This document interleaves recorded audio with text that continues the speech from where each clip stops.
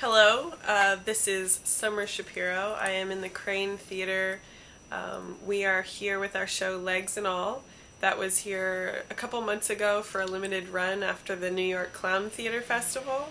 And we're here for the APAP conference. That's the Association for Performing Arts Presenters. And we're here for a very limited time from San Francisco, and my partner is on tour as well. Legs and All it's an unconventional physical storytelling of a man meets woman kind of a thing. It's physical theater and physical comedy. It's got flavors of Buster Keaton and Lucille Ball and Charlie Chaplin, and we hope it's I would say it's modern day and classical clowning combined. We devised it together. It's an original piece of work. We've toured it on the West Coast and the East Coast, and we're hoping to tour it all over the world soon.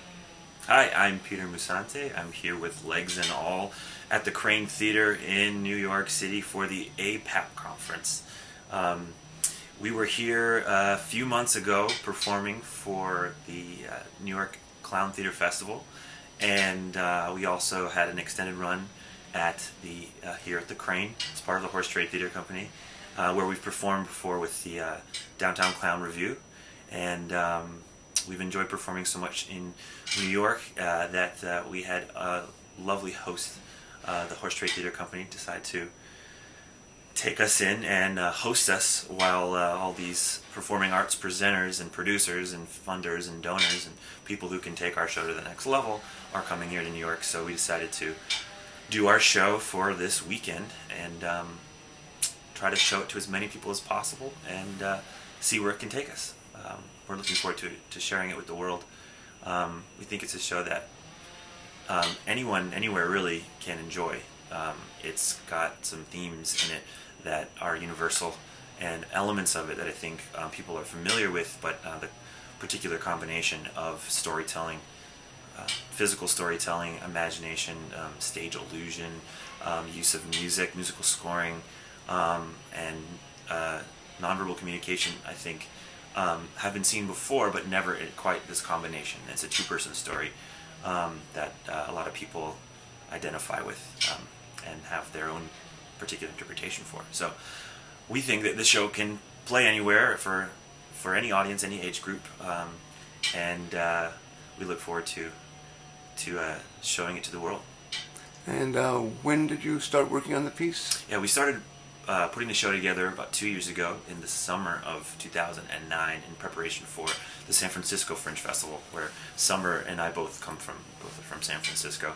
And Summer had been working there as a solo performer, doing shows, doing clown shows, solo performance pieces, and got into this clown festival and Fringe Festival, and decided to include me on a piece. We go back to UCLA. We were roommates from our time in Los Angeles, and that's actually where the seed of the show, Legs and All, was planted. Really, like it was probably the first trimester of the birth of Legs and All started in our little apartment in Los Angeles. So I'd say the second trimester probably was the summer of 2009, when Summer came out from San Francisco to New York, where I was working as a blue man, living in Brooklyn, and we got together in an open room and had really no idea what we were going to make, other than that it included a box, a big wooden box that Summer had created a piece around. We knew we wanted to expand that piece, that solo piece, into a full-length show, and we didn't have much more than that when we started working, so we got in the room together and just let our sense of play and imagination take over. Part of what makes Company Tripede's work unique is our emphasis on reaching beyond the proscenium and actually engaging directly with the audience, whether that is in the moment of the show. All of the work that we've made is in the spirit of clown, and that there's no fourth wall, and we're looking at the audience directly into their eyes and judging from their behavior, from their responses of what we're doing, how to proceed, and it becomes this conversation. So that's what what we like to do on stage and how we create our shows, but also we like to engage the audience directly in terms of post-show interactive workshops, or even devising workshops. We've had so many people take an interest in our process of coming up with the show that we decided just to open the doors to have Summer and I there for 3 hours and go through our devising process from day one of what we did when we decided to make a show. And I think we love being able to interact with the people who are excited by the work that we make, and kind of extending this family of people who are coming up with original work, particularly in this time, in this climate, this economy. People, I feel like, are turning more towards entrepreneurial, self-generated stuff, and I think it's really important. And I think people are hungry for stuff like that. So that's just where we live anyway. But we've started to notice a lot of interest in that kind of self-generated work. So we have opened up our doors and said, sure, let's get together, let's talk about how we made our show. Hopefully you can take some inspiration from it. If anything, we'll have 3 hours of playing in a room, coming up with sensory-based exercises that draw from viewpoints, action theater, my work as a balloon man, Summer's work as a clown, all the things in our life that we find inspiration from, get in a room and hopefully something can come out from it. And that's really what is at the core of what makes our company what it is. We have a new show that's also performing here called In the Boudoir, and that is a solo show that I do, heavy in audience participation. That should not scare people away from coming, though. It's very, very fun.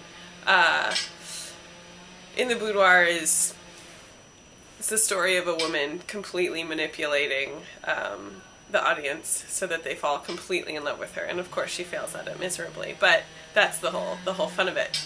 So that's our other show, and we're looking forward into making new shows, but we're releasing our company, or announcing our company for the first time this week. It's called Company Triopide, and you have to figure out why we call it that. It's a secret. No, it's not a secret. No, Triopide is actually a species of prehistoric crustacean, and it's been around forever.